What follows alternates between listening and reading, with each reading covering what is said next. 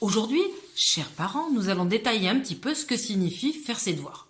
Prenez ce moment de confinement comme une opportunité pour apprendre ce que font vos enfants 5 ou 6 heures par jour à l'école. Une opportunité pour dialoguer différemment avec eux. Pour apprendre, il faut se sentir bien. Du coup, la première petite clé qu'il faut toujours retenir, c'est avoir une attitude bienveillante. Tu vas voir, je vais te montrer comment tu vas y arriver. Tu vas pas rester tout seul devant ton ordinateur. Je suis là pour t'accompagner quand tu seras en difficulté. Les punitions, les remarques agressives, le jugement n'aideront pas votre enfant à faire mieux. Mieux vaut peu de temps, mais du temps où vous êtes vraiment là. Pas en train de penser au télétravail que vous n'êtes pas en train de faire parce que vous faites les devoirs avec votre enfant. Ce qui compte, c'est la confiance. Si votre enfant s'est persuadé qu'il est mauvais en maths et qu'il le sera toujours, les choses risquent d'arriver. Donc vous êtes là pour lui donner confiance.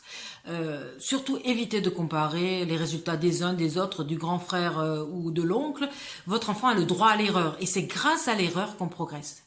Plutôt qu'une tonne de conseils vite oubliés, il va falloir poser les conditions d'un dialogue différent. Commencez par exemple, comment tu ferais toi pour faire cet exercice?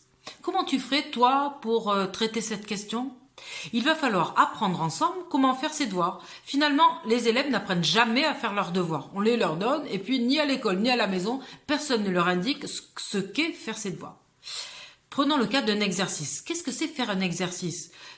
Faire un exercice, ce n'est pas traiter les questions les unes après les autres. C'est bien trouver quel est l'objectif de l'exercice.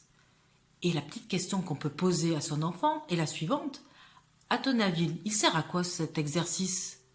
Écoute, je vais te montrer comment gagner du temps, comment on peut faire ensemble.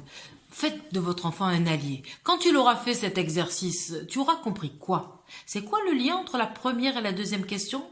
On va regarder ensemble dans le manuel ou dans le cours du professeur ou dans les documents qu'il a envoyés sur Internet. Finalement, c'est pas grave si vous pouvez pas donner la question, mais juste donner une petite piste qui va lui permettre d'apprendre mieux. L'idée, c'est toujours la même, rassurer plutôt que stresser, faire du moment des devoirs un échange et un partage.